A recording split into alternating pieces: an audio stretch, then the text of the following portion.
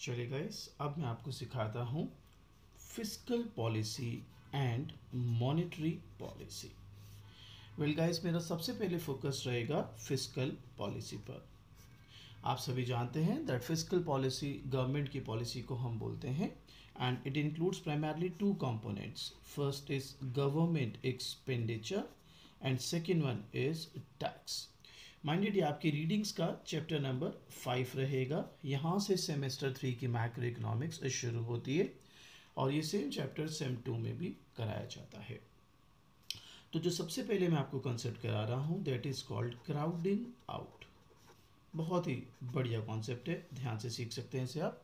Crowding out तो पहले उस तरीके से सिखाता हूँ जिस तरीके से आपका बुक आपको सिखाता है। Suppose we have this ISLM equilibrium.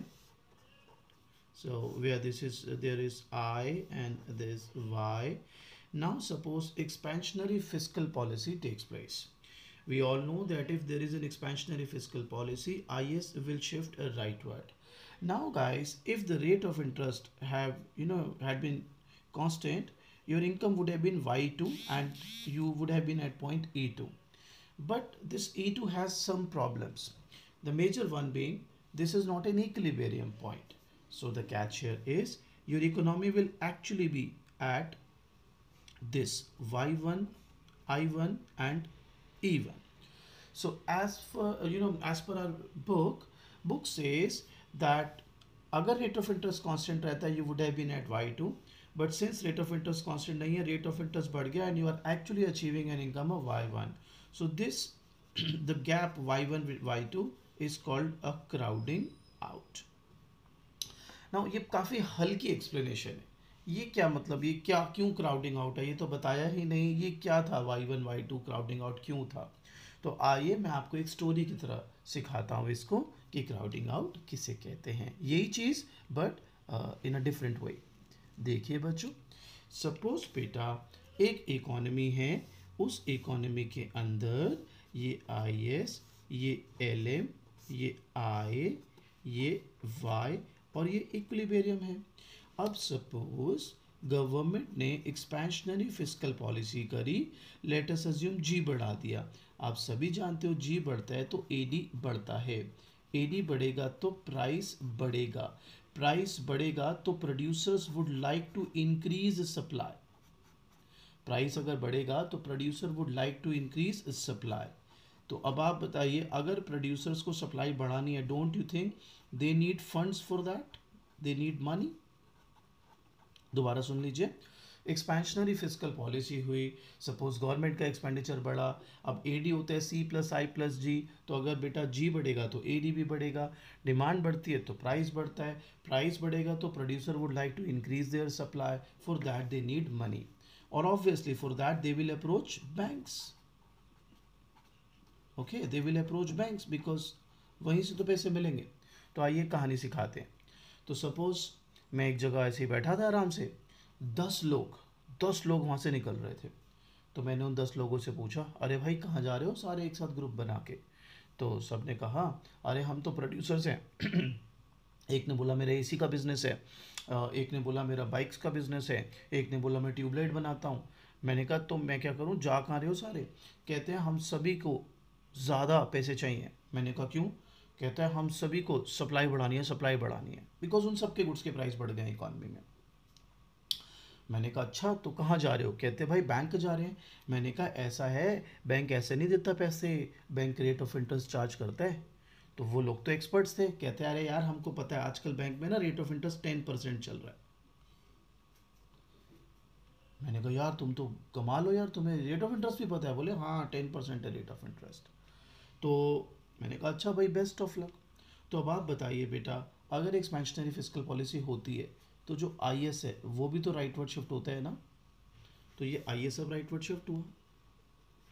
आइए कहानी पर वापस आते हैं। कितने लोग जा रहे थे बताओ बैंक? 10। क्या करने जा रहे थे? लोन लेने। किस रेट ऑफ इंटरेस्ट पर? 10%। ठीक है।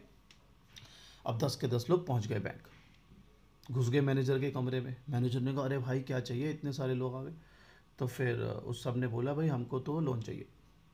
बैंक ने कहा यार हमारे पास तो पैसे लिमिटेड है, इतने सारे लोगों को कैसे दे देंगे हम लोग, हम अरेंज कर देंगे आपके लिए, but then rate of interest 12% होगा।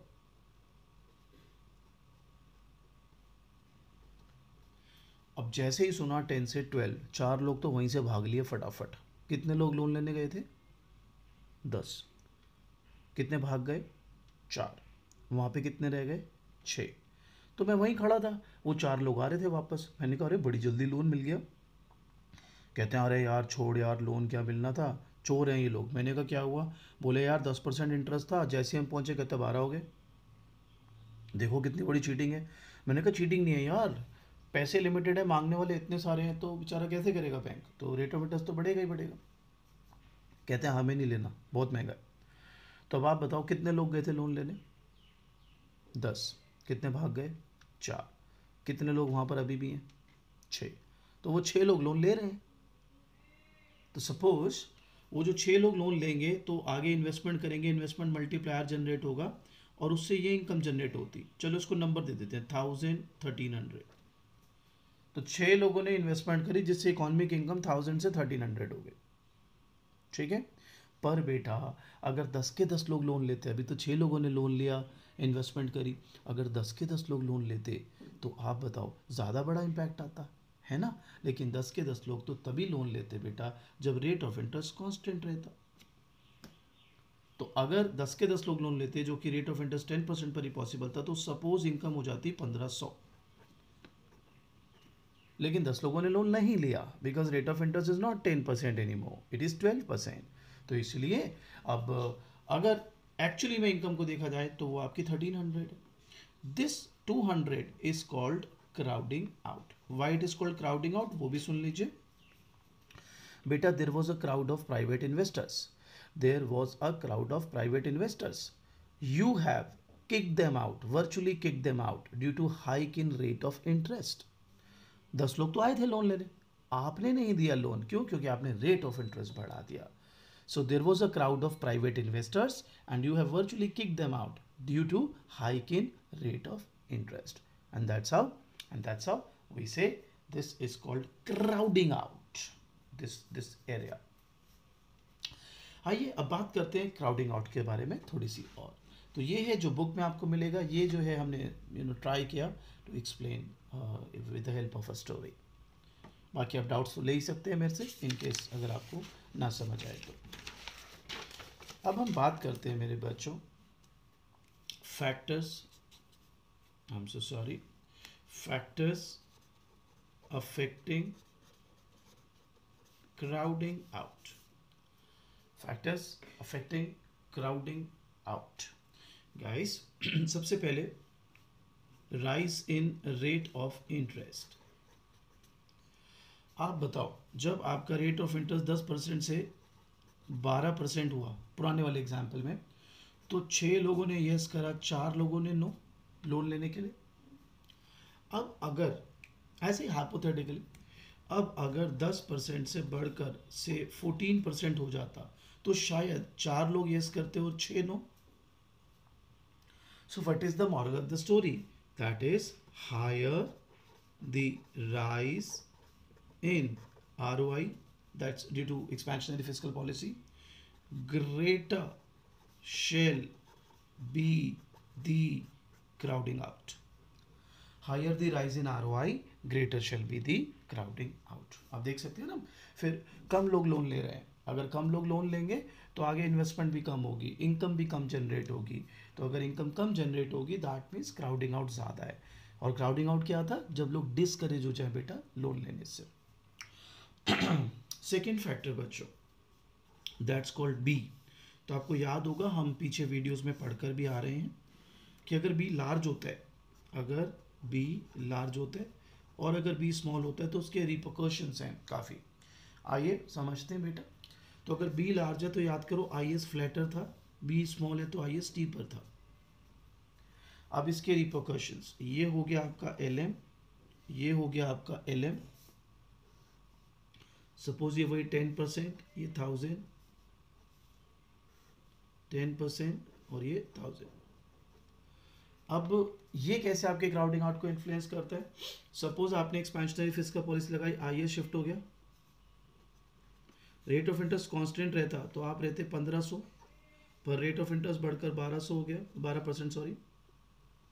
इनकम हुई 1100, तो यहाँ पे क्राउडिंग आउट 400 का है।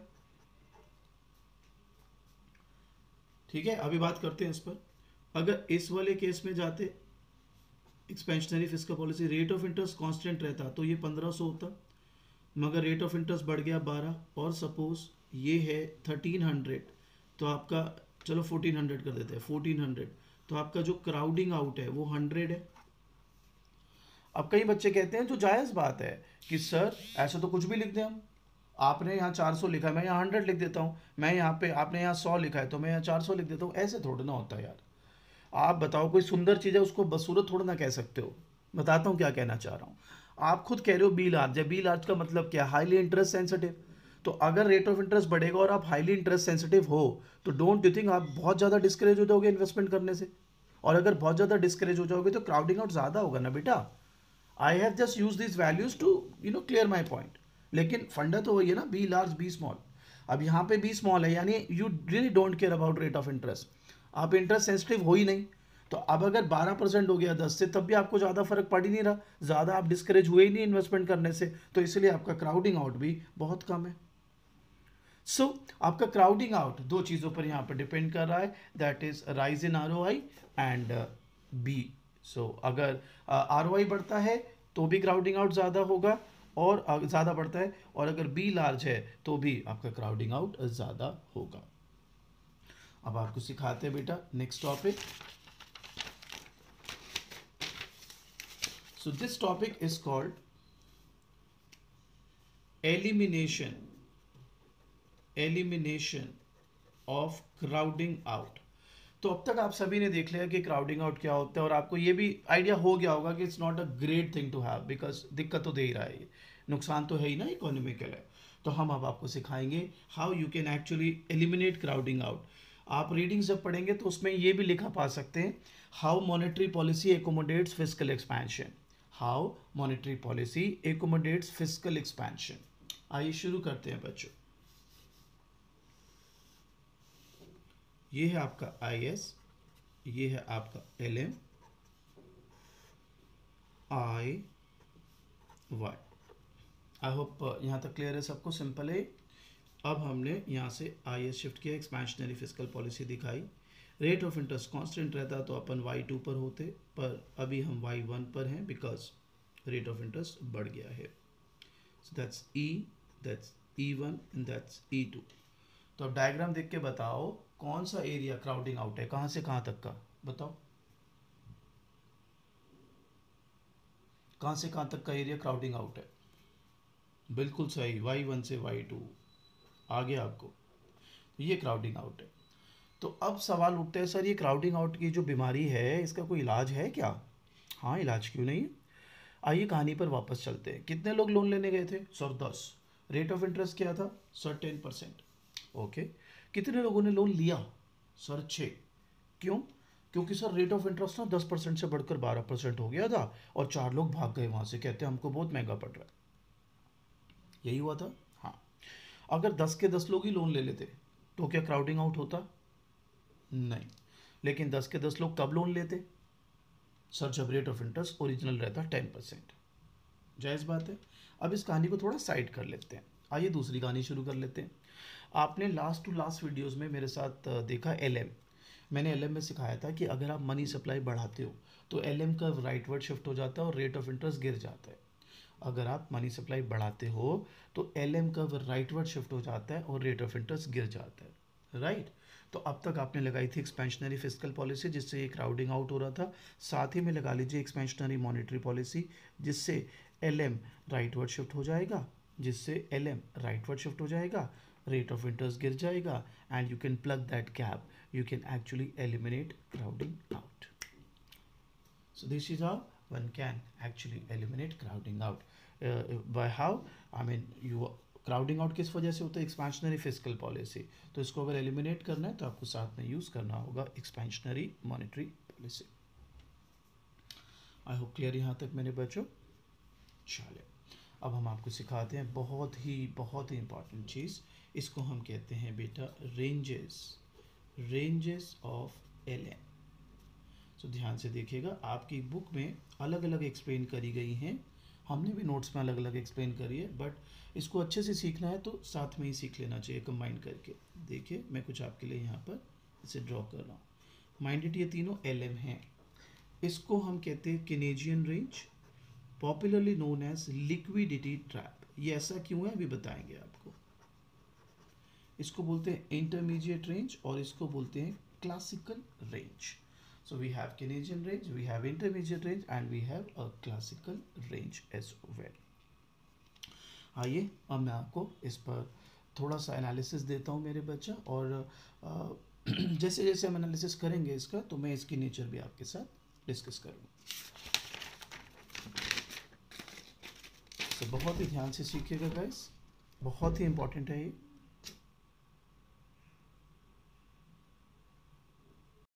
तो बेटा अब मैं आपको सिखाता हूँ एक्चुअली में इसका concept.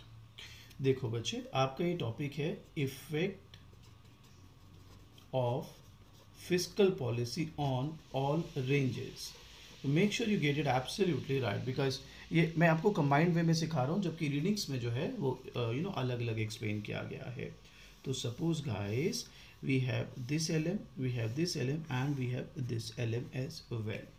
Now suppose this is, we have IS1, this is Y1 and this is say I1 and that's E1.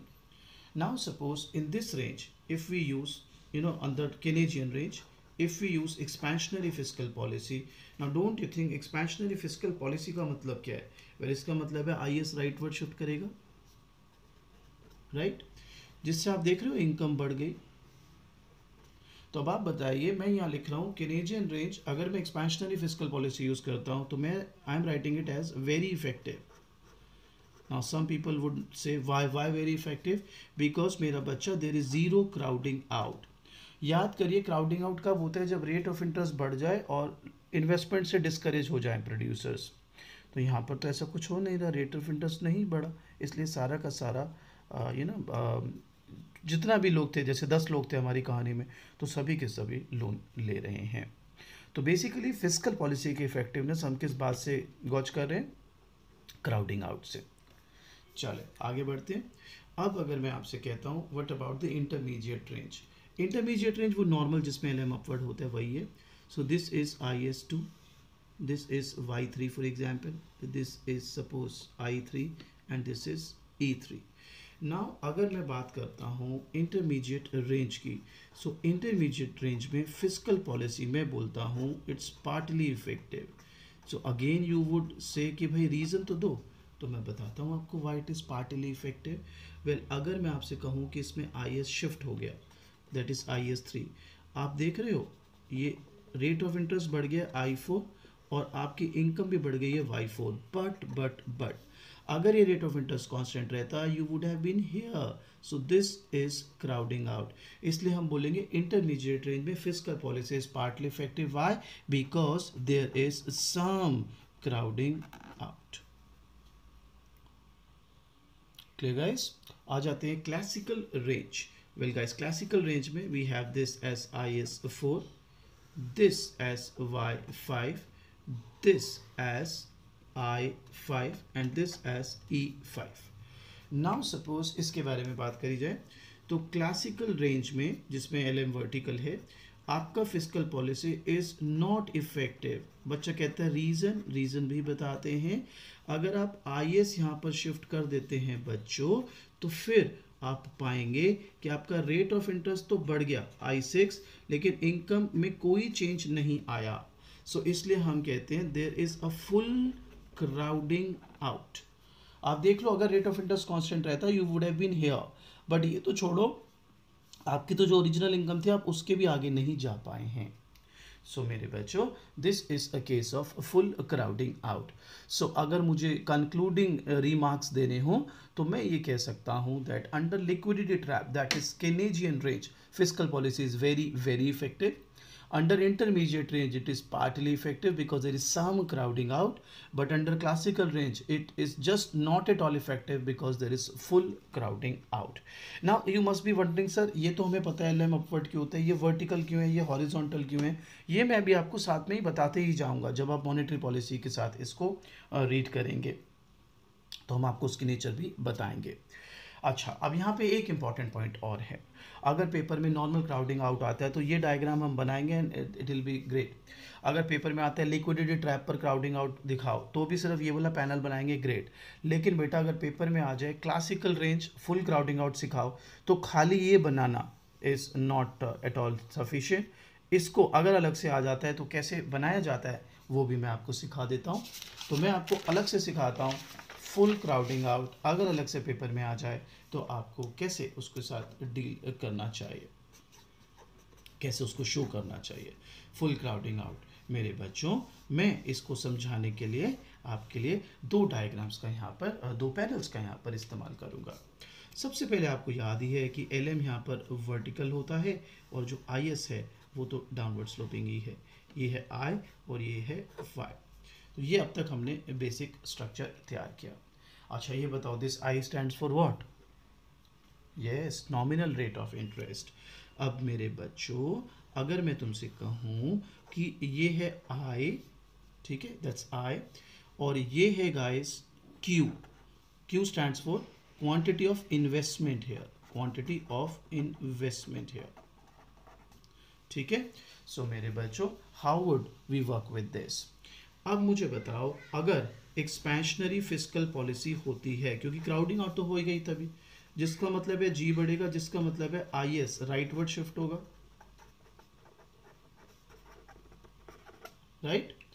तो अब आप बताइए, अगर IS राइटवर्ड शिफ्ट होता है तो आप ऐसे जाते, that's IS 1, rate of interest बढ़ जाता, दैट्स E1। ध्यान लगाना बेटा, अब अगर रेट ऑफ इंटरेस्ट बढ़ गया तो क्वांटिटी ऑफ इन्वेस्टमेंट कम हो जाएगी, दैट्स इन्वेस्टमेंट कर्व।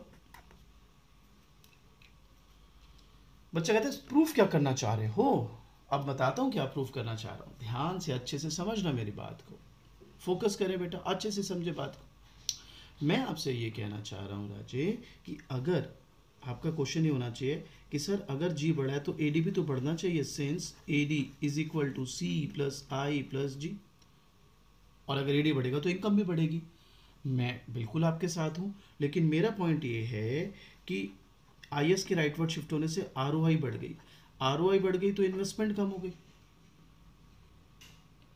तो क्लासिकल रेंज का जो कैच है वो ये है मेरे बच्चों, और वो ऐसा क्यों होता है वो हम उसकी नेचर के थ्रू भी एक्सप्लेन कर सकेंगे। यहाँ पर जो कैच है कि भाई जी बढ़ा है तो AD बढ़ी होगी, AD बढ़ी है तो इनकम क्यों नहीं बढ़ रही, तो वो कैच ये है मेरे बच्चों कि आपका ये जो जितना भी गवर्नमेंट एक्सपेंडिचर बढ़ा उतना ही इन्वेस्टमेंट कम हो गया, देयरफॉर AD स्टेज सेम। तो if AD is same, don't you think income will also be same, because फिर इनकम में क्यों चेंज आएगा? Clear guys?